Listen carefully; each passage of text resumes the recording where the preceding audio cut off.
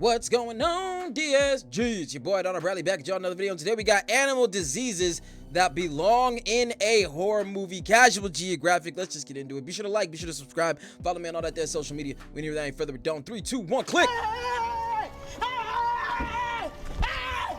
Why are you running? That's one hell of a way to start a video. Like, what is going? I thought that was the deer, to be real. I was like, why does it sound like that? But then, why are you running the sound clip? Okay, got you. Why are you running? Hey, go ahead. Ah, spooky season. You knew this was coming. We're always talking about all the ways nature and the things in it can put you on a shirt, but we never talked about how diseases can have animals permanently parallel to the ground. Ooh. So that's what this video is. Yo, hold up. That was a crazy time lapse. You knew this was coming. We're always talking about all the ways nature and the things in it can put you on a shirt, but we never talked Bruh. Oh, that's gross. about how diseases can have animals permanently parallel to the ground.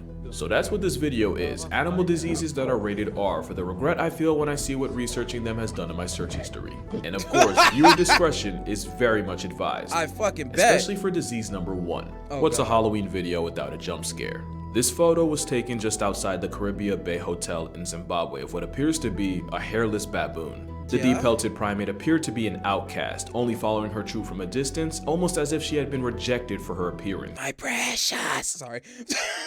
And according to a nearby vet, the most likely cause for this abandoned baboon's condition, mange.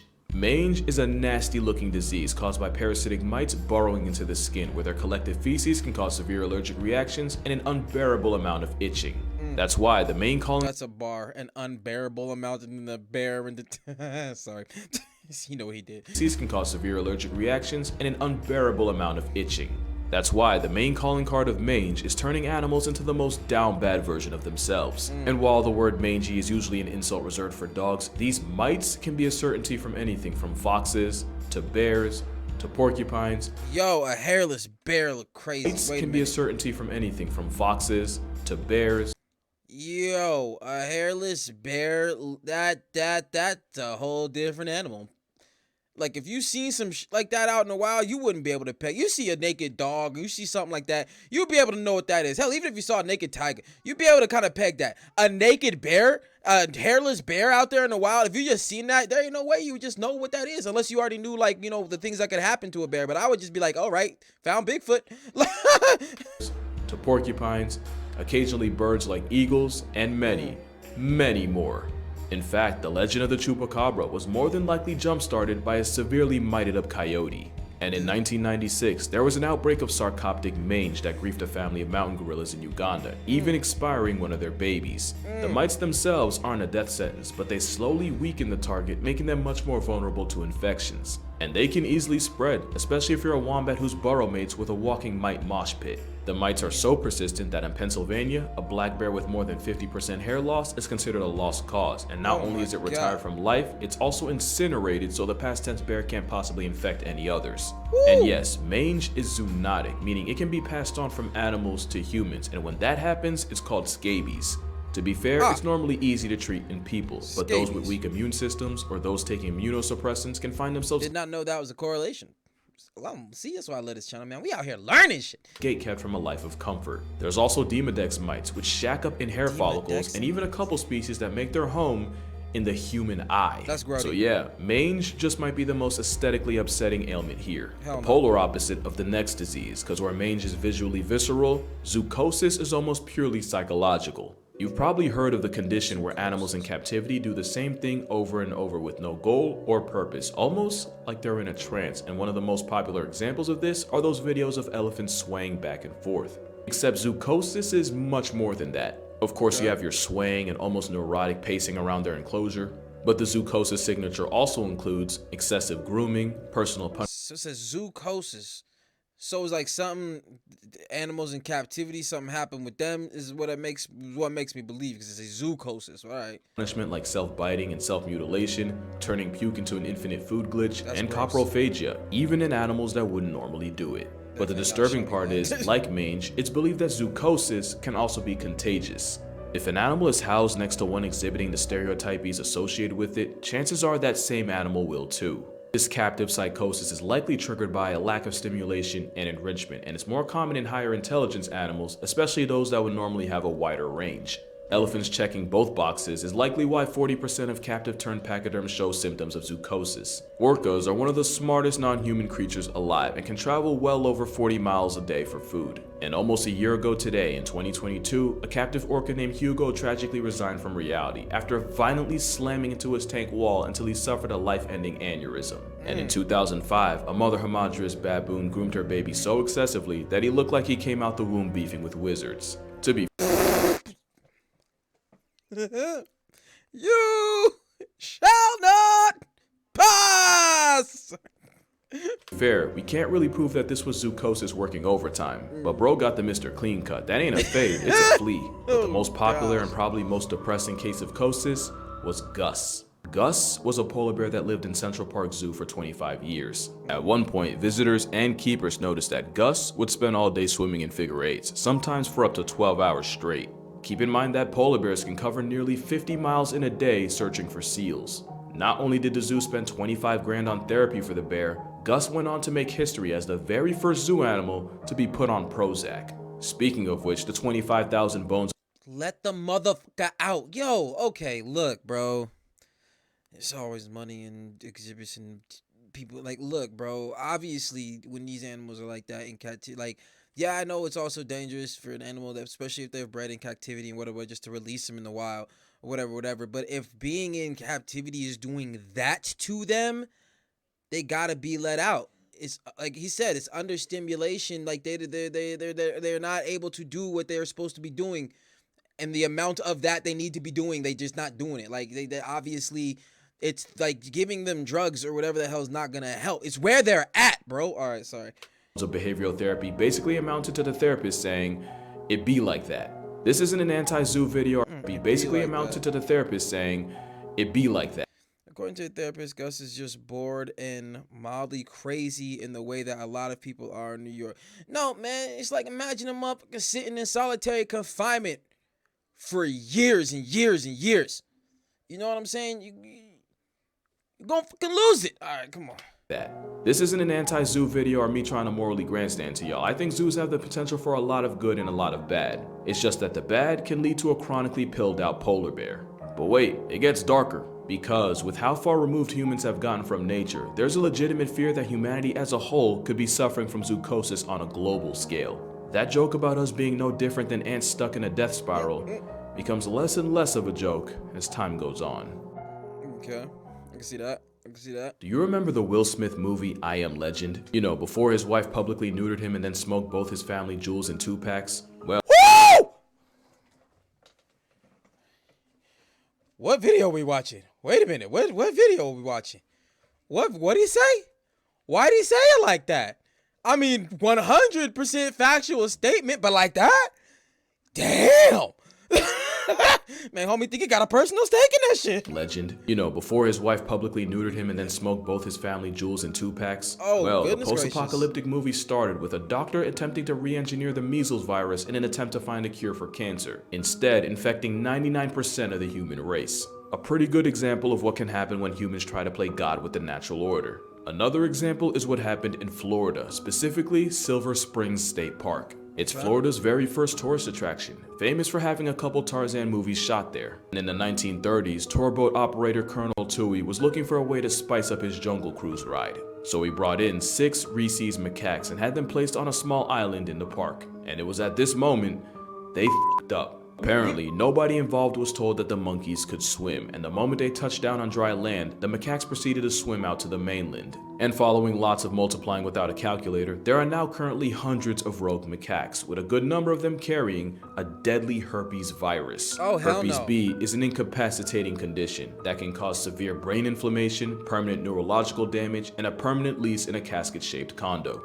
Now, fear-mongering aside, the chances of catching it from a monkey are incredibly rare, but not rare enough to be zero. In 1997, a researcher was working with a rhesus when she was splashed in the eye by indeterminate fluids. Even after Indeterminate fluid, the monkey threw the shit at her. immediately flushing her eye out for several minutes, the 22-year-old died December 10th, 1997, almost exactly 6 weeks after first being exposed. According to the Center of Disease Control, since 1932, there have been 51 cases of people being infected with the B virus, with 21 deaths and an 80% mortality rate for those untreated. That same fatal virus is currently being backpacked by up to a quarter of the hundreds of macaques running around the Sunshine State. Worse, it's believed they shed the potent virus through their saliva. So far, there's no known case of one of these Marion County monkeys passing off the virus to a human. The problem is, the monkeys have managed to lose their natural fear of humans, and there was even one incident where the park had to be shut down after a family was threatened and chased by an especially malicious macaque. It's the worst kind of I kicked the fuck out that mouth. Sorry. I love animals. I want to say that first off. I got a sweet spot for them, you know what I'm saying? But like in an inch, like if a dog chasing me trying to like maul me to death, like we gonna have to handle business, you know what I'm saying? If it come up all sweet and you want pets and we give pets and we do all of that, you know what I'm saying? But in these instances, that motherfucker would have got field golded. I ain't golded, field gold. I ain't playing no games like that. That's not even without knowing the whole disease thing. You just running up on me and my family like that, bro. I don't know how to handle that situation. You're a threat. You know what I'm saying? I got 3-year-old. But you gonna get launched, fam. You gonna get just sent. Like, okay. invasive, and it's 100% our fault. And although the virus peddling primates haven't caught a human body, it's definitely one of those cases of F around and find out. One of the most unsettling diseases in nature is a sickness that affects deer, known as chronic wasting disease, called so because it essentially destroys the animal from the inside out. In fact, this type of disease is a transmissible spongiform encephalopathy, a name that literally comes from the fact that it causes several sponge-like holes in the brain. It's like the forbidden final boss of trypophobia, and it's caused by a single misfolded protein known as a prion. This prion triggers a chain reaction where the only outcome is a canceled life subscription, and the only thing the victim can do is wait for the sweet release of death. This is a normal protein, okay? The disease-causing form of the prion protein. All right. One's a little smoother, the normal one's wavy. Okay. Life subscription, and the only thing the victim can do is wait for the sweet release of death. Here's what the endgame of a deer with CWD looks like. It starts with a misfolded protein affecting and altering perfectly normal. Who put this together for him? Who edited this? Do we have a hold on. We're gonna throw a like on there. Is there an editor? Is there an editor? Music from that clips. Yep, rabbit.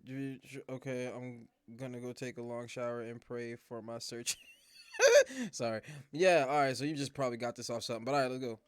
Proteins. It's almost like a cellular level cheese touch, and the moment it starts, it's already over. Step 2 includes the prions Agent Smith. It's all Smith. It's all Agent Smith. Exploding in numbers exponentially and accumulating in the body. The whole time the deer, elk, or moose looks and acts perfectly normal. The deer can walk around with this disease for 2 whole years before the chronic becomes critical. Eventually, it escalates to the point where the prions manage to break into the blood-brain barrier, where they start destroying neurons, putting enough holes in the brain to get it cursed out by an octopus, and slowly wasting the poor, unexpecting deer. Deer with CWD seem unable to process anything around them, including danger, and if predators or playing freeze tag on the freeway doesn't take them off the senses, they die a predator or playing freeze tag on the freeway. Somebody stop this, man. Slow and painful death to starvation as their brains shut down.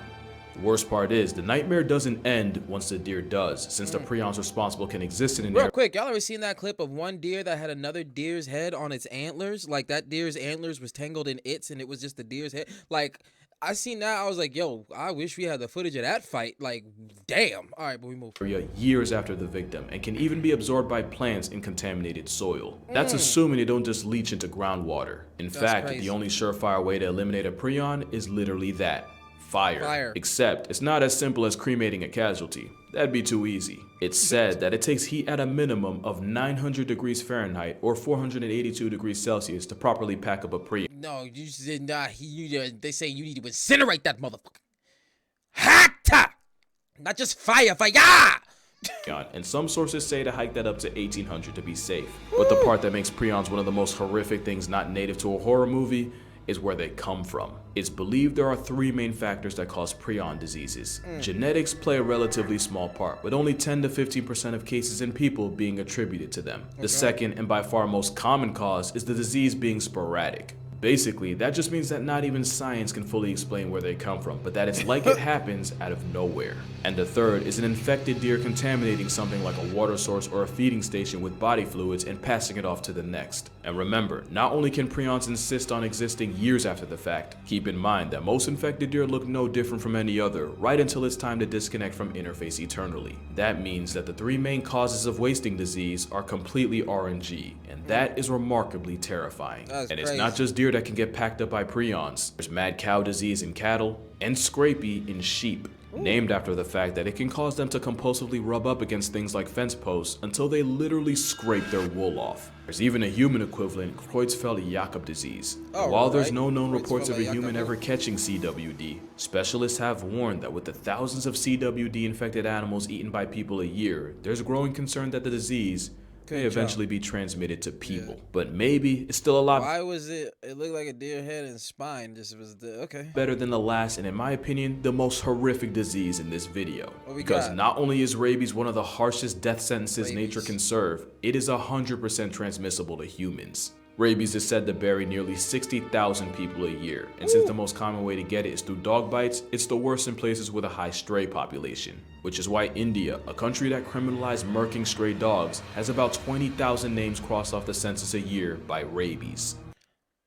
But I'm still not mad at that. I'm not mad at that. Legalizing murdering stray dogs. Like, yeah, like part of me wants to say I wouldn't consider rabies like the reason. But I feel like you gotta do something for them though. You know what I'm saying? Like something for them, clean food, water. I don't know, some kind of dog facilities. You know what I'm saying? Even for strays, for them to come. I don't know, man. But all right. Murking stray dogs has about 20,000 names crossed off the census a year by rabies. And it's children that are especially at risk, with about 40% of deaths coming from those 15 years old or younger. Oh no, see, we can't have that. There would have to be a balance. There'd have to be a balance. You know what I'm saying? We have to, if they're gonna be out there, okay, cool. As a collective community or government or whatever the hell, we have to take care of these animals to make sure that shit don't happen to them. That can in turn happen to us. You know what I'm saying? But all right, let's go. Here's what it's like to be turned into a statistic by rabies. It starts with the virus entering the peripheral nervous system, usually through a bite. Then, it travels inside you through nerves until it reaches part of the central nervous system, or the spinal cord. From there, it's a straight shot directly to the brain, and at this point, you can start drafting your will cause ain't no way. While you can treat the virus before it reaches the brain, once it does, you're almost guaranteed to become a WUS. The virus then multiplies, then spreads throughout the body, slowly killing you from the brain out. But the underrated and truly sinister aspect of rabies is how it seemingly rewires your brain for its own purposes. One of the telltale signs of rabies is a crippling fear of water, where just the sight or suggestion of it can cause incredibly painful spasms in the throat and larynx. At the same time, the Yeah, here's my thing. I know about rabies. Everybody knows of rabies, but I don't know of rabies. This is my crash course. Holy sh! That's why they talking about zombies and shit, because the virus doesn't want you to have anything that the virus would not want. You know what I'm saying? So that's crazy. One of the telltale signs of rabies is a crippling fear of water, where just the sight or suggestion of it can cause incredibly painful spasms in the throat and larynx. At the same time, the virus attacks the salivary glands, causing excessive drooling and the foaming at the mouth the disease is famous for. And that's because the virus is most concentrated in the mouth, and swallowing or drinking water would dilute it, so the hydrophobia helps keep the So it doesn't want the... Okay. In the mouth, and swallowing or drinking water would dilute it, so the hydrophobia helps keep the mouth and all the nastiness inside as potent as possible. And that's not the only way rabies manipulates its mark. There's believed to be 3 stages of rabies in animals. You got the prodromal stage, and that's where the animal might start showing minor changes in behavior. And then you got the phase likely everyone associates with rabies. This thing has really got me thinking of Old Yeller. I watched that movie in elementary school. Why did they do that? Like, I think about it now, like, that was one of our movie days. Oh, we're gonna watch Old Yeller. It makes you love this damn dog. And then, as a child, you don't need to feel that. What? Okay. Rabies, the excitative stage. It's been called furious rabies since it's characterized by heightened aggression and random outbursts of violence. Animals that would normally be wary of people, such as foxes, can attack completely out of nowhere with bites, and remember, being a water bigot just makes that bite that much more toxic. And then there's the paralytic or dumb stage, where the animal appears unaware and disconnected from the world around it. This is where you might see a normally introverted mammal show zero fear in humans, but don't be fooled, they're still liable to bite to serve the virus's purpose. The nightmare usually ends with the animal flatlining to respiratory arrest as its body finally just gives up. And your fate is almost no better if you're a human, since rabies has one of the highest KD ratios of any disease, even though it's also one of the oldest. It flexes a nearly 100% fatality rate, but nearly means there's still a chance. In 2004, 15-year-old Gina Giese contracted rabies after being infected by a bat, and the moment she started experiencing symptoms, she was, statistically speaking, a walking corpse. Dr. Willoughby, who had studied up on rabies, figured their last chance was to put the teenager in a coma in a last-ditch effort to save her brain and give her body a reasonable chance to fight off the virus. About a week after she was induced, Gina miraculously started producing rabies antibodies, and after Eurostepping death, she would go through the grueling rehab of relearning how to walk, talk, and even stand. Cause even when you're lucky, it ain't easy being Giese. She became the first person to ever survive the rabies virus without a vaccination, and even went on to start a family. But don't get it twisted, the Milwaukee protocol that saved her has been used on 41 people. And only 6 have survived. The ones that do still run the risk of waking up severely disabled, which is the best you can do when negotiating with death, since that's exactly what treating rabies is. It's a horrifically debilitating disease, and even though it takes about 1 to 3 months to show symptoms after being infected, there have been cases of people walking around with the virus for 7 years. At the same time, if the virus manages to invade you close enough to your brain, you can easily be down bad less than a week after being exposed. With a virtually 100% kill rate, and the thousands that lose their lives to it a year, it's definitely one of the most unforgiving viruses out there. Which is why the greatest basketball player of all time isn't Michael Jordan, LeBron James, or even Kobe Bryant. It's Manu Ginobili. Because during a Spurs-Kings game in 2009, a bat managed to find its way inside the arena, causing everyone to immediately panic. Until the 6'5" Argentinian backhanded the bat and put it out of commission, and proceeded to help 6'5" Argentinian backhanded the bat and put it in the arena, causing everyone to immediately That boy panic. said none of that. God, not today. That boy, see, he knew COVID was coming. He was like, not here. Until the 6'5" Argentinian backhanded the bat and put it out of commission, and proceeded to help lead his team to a 20-point win, along with a victory by TKO against the bat. One man managed to potentially solo one of the deadliest viruses of all time, and he wasn't even a starter. And you'll never guess what day this happened. Yeah, that's October 31st. right. Hold on. Happy Halloween, and stay safe out there. Human contractions. The cases of human contraction rabies in the U.S. are rare. Only 1 in 3 cases reported annually. And it's estimated less than 1% of bats carry it. Okay. Less than 1%. Chances of catching it are low. But they're never 0. Yo, let that stick in your head for a minute, man. That is crazy. Yo, them was facts. And them was we listen to facts here too. That's crazy. Yo, definitely a creepy ass video, man. Damn. Yeah, nah, we ain't playing with none of them. My man said rabies. That go crazy. Like I said, aware of rabies. You know what I'm saying? You heard of raccoon, you heard of rabies. You know what I'm saying? Yeah, no, it can get to other animals, but I didn't know it in depth like this man just explained it. That's crazy. All of that shit was crazy, bro. I'ma just make you want to just watch out. You know what I'm saying? Head on a swivel.